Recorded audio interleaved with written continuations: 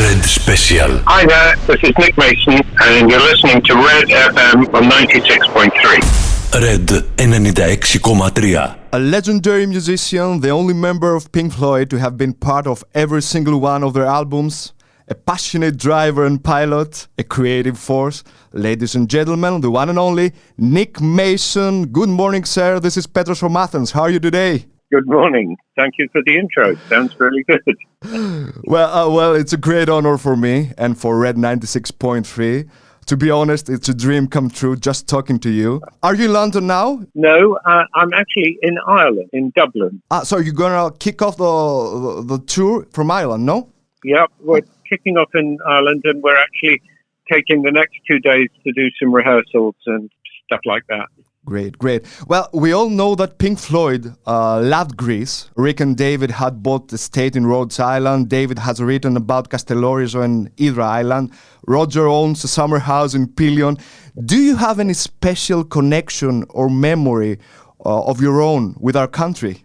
Well, I'm the odd man out in that respect. Very sadly, I don't seem to have a house in Greece. Maybe I should go shopping when we get there. I have very fond memories of Greece because, of course, I've stayed in some of the houses that my bandmates have, particularly in Lindos. I think I had my honeymoon in Lindos. Oh, okay. Such a beautiful place. Yeah, lovely. For many Greeks, the Pink Floyd live concert in Athens in '89, it was part of another Labs tour, is still considered as one of the best live shows ever in our country. Can you recall any memory from that night? Well, I just remembered playing in Greece because we had so many friends there. It was almost bordering on part work and part holiday, really. Okay, let's go to the new project. Nick Mason's Saucer Full of Secrets. It's dedicated to Pink Floyd early years, one of the most fascinating stories in rock and roll history. Can you tell us more about the whole concept, the live shows of the band, and your decision to launch such a project? The Saucers? Yeah. The Saucer Full of Secrets thing, yeah. It was a really sort of curious coming together because it was not originally my idea even. It was Lee Harris, one of the guitar players, who suggested that it would be a great idea to play some of the early material and to do some sort of touring of my own. And I would have probably ignored it, but then I think I spoke to Guy Pratt and Guy thought this was a good idea as well. And having worked with Guy Pratt for the last 30 years, I sort of valued his take on it, and if he thought it could work, then I thought, well, maybe we should try and actually do it.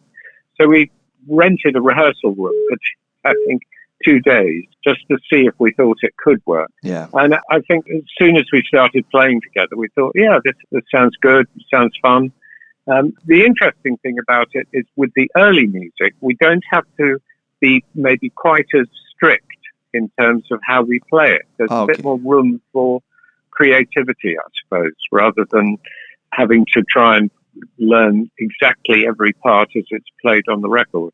So there are new ideas. Is there any room for improvisation? Yeah, definitely. And more room than I believe there would be on any of the later material. How is working with Guy Pratt again? Well, really nice. But I've sort of worked with Guy on and off ever since he joined Pink Floyd, I suppose. We've done other bits and pieces together over the years. So let's say we go back to 1968 and we meet those 5 lads from the band called Pink Floyd. What can we tell? How can we describe each of them? It's Roger, Richard, David, Sid and Nick. Just a few words for everyone. Well, I suppose Sid was a great talent who burnt out far too early. He was the absolute leader of Pink Floyd and was the front man and wrote nearly all the songs. And what was extraordinary was the way when Sid left, that Roger took on the writing role. And, very quickly, our first album, Roger had one song that is not particularly great, in my opinion. But by the second and third albums, he was absolutely on the whole writing project. David, great talent who came in again when Sid left. It's amazing the band didn't just sort of fail immediately, but the combination of David joining and Roger's writing sort of picked it up and carried on running. A little bit maybe like something like Genesis, where you had that situation where Peter left and then somehow Phil just took it all on. And Rick has just been one of the sort of mainstays of the Pink Floyd sound over years and years. And interesting, when Rick very, very sadly died, listening to the music, you realize quite how important he is to that material. Yeah. Which do you think is the greatest moment of your career with Pink Floyd, if you could pick only one? Oh, very difficult. I suppose it would probably be one of the shows we did in the very early 70s, the first time we played Dark Side of the Moon to an audience properly, where we began to really get a grip on the music, but not only the music, but how to actually produce a show. And from that early show, so many of the ideas and so many of the developments came. So probably one of the earliest The Dark Side shows. Do you remember any reactions from the audience? Well, I think they were stunned.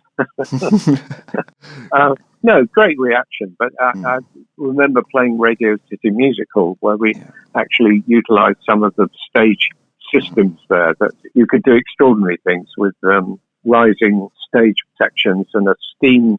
They had a curtain, a steam curtain, I seem to remember. No, it was realizing that you could use all sorts of other devices to add to the music and to add to the entertainment. Great. Now, Pink Floyd have reunited to record their first new material in 28 years. It's a protest song against the Ukraine war, with proceeds going to the Ukrainian humanitarian relief. How did you decide to do it, and how the Ukrainian singer Andriy Klivnyuk was involved? Well, I have to say the credit for most of this has to go to David Gilmour, and understandably, because he actually has a Ukrainian daughter-in-law. Yeah. And that made it a lot more personal for him. Plus the fact that he's actually worked with the Ukrainian band and singer 5 or 6 years ago. So he already was halfway there. And what he did was really smart. He actually managed to get the recording of the singer singing a cappella, and then fitted a click track so that Guy and myself and the keyboard player could actually add the backing track after the solo singing section. It was a remarkable piece of audio engineering, actually, as well as music. How was recording with David again? Great, lovely. And of course, we all knew roughly what to do, so it was quick. It was all done in an afternoon. David said the other day was disappointed with Roger's absence. Any comment on that? Have you spoken to Roger about it? I haven't spoken to Roger, but yeah, it would have been great to have had Roger as well. But I think apart from anything else, it was something that needed to be done quickly. So there wasn't really time to try and build sufficient bridges to make it happen. Do you think there will be any Pink Floyd material in the future again? I can't see it, but you never know. I mean, I'd never envisaged that single being made in 100 years. Yeah. So what's your favorite song for your own personal reasons from the early years? Maybe what's the story behind it? I'd have to say Set the Controls for the Heart of the Sun. It's a great piece to play for a drummer because it's completely free in terms of exactly how it's played. Every time you come up to it, it's an opportunity. How different is the whole experience performing in small venues? You haven't played anywhere that small in about 50 years. Do you feel 20 again? Yeah, I think I've really enjoyed it. It's quite something to actually be that close to your audience and to relate to them right to the very back of the room. You know, if you're playing a stadium, the people at the back are playing Frisbee, and it's really nice to really be engaged with an audience. Yeah. So the last but not least, is the Wish You Were Here session story true when Sid came into the Abbey Road in the control room? What's your version of the story? I've heard many versions. Well, it's a really odd thing because there are inevitably different versions, including mine. I'd always thought that Sid just came on one occasion, but apparently he came on 2 days, 2 consecutive days. And I know this now because we have some photos of him and he's wearing different clothes. He didn't change when he came to the studio. So he actually did come on 2 days rather than one, but I only remember the first one day where I simply didn't recognize him. It was quite sort of disturbing, and still I remember it, very clearly in that respect, of seeing this big guy who was Sid, but looked completely different. What was the last time you saw him after he parted ways with the band? That was it. That recording session. Never saw him again. And what do you make of Sid when you think back on him now? He was a pivotal figure in the band in the early years. Yeah, I think he was the star that burnt out far too early. He had the capacity I believe, would have had the capacity to develop as an artist and write more songs.